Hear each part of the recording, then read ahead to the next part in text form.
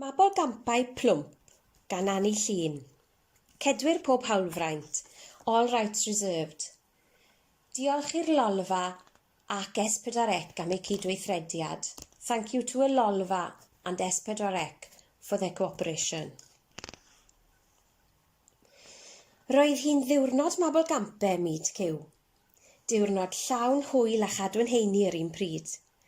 Roedd pawb yn edrych ymlaen yn fawr ac wedi bod yn ymarfer ers dyddiau.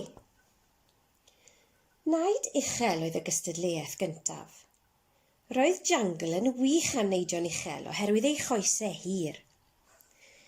Neidiodd jungle yn uwch na bolgi a llew.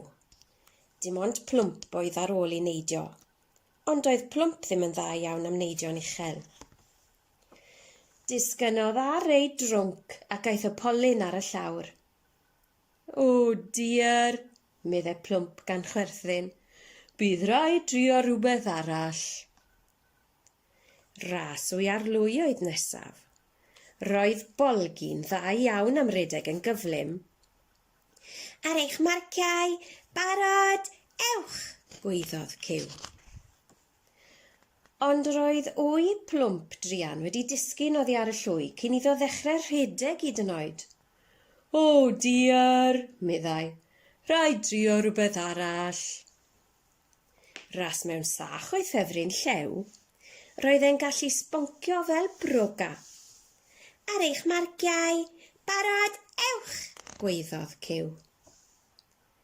Dechreuodd Plwmp yn dda y tro hwn. Roedd llew a bolgi yn bell ar y blaen, ond roedd Plwmp yn trio ei orau glas. Bloeddiodd Cyw, deryn a jungle wrth ei wylio. Dal ati, Plwmp! Roedd sŵn ei lleisiau yn gwneud Plwmp yn hapus dros ben, ond yn sydyn, rhwygodd ei sach a disgynodd Plwmp gan rowlio ar hyd y llawr. O diar, dydw i ddim yn dda am sboncio mewn sach, ond mae rhowlio ar hyd y llawr yn hwyl. Ar ôl gweld nad oedd Plwmp wedi brifo a'i glywed yn chwerthin, roedd y criw i gyd yn chwerthin hefyd. Roedd pawb allan o wynt ar ôl yr holl gadw'n heini a chwerthin. Eisteddodd y criw i gael diod o ddŵr a thamed i'w fwyta. Roedd digon o ffrwythau i bawb. Alli di basio afal i mi os gweli di'n dda, Plwmp? Hwlodd Cyw. Taflodd Plwmp afal ati, ond roedd ei drwnc mor gryf, hedfanodd yr afal yn bell i ffwrdd. O diar, meddai Plwmp. Paid â phoeni, meddai Cyw. Y gystadleuaeth nesaf yw taflu pil. Dwi'n siŵr y bydde di'n dda iawn am wneud hynny, a rhoddodd winc fach iddo. Taflodd bolgi'r bel mor bell ar goeden, ond llwyddodd jungle i'w thaflu heibio'r goeden. Plwmp oedd nesaf.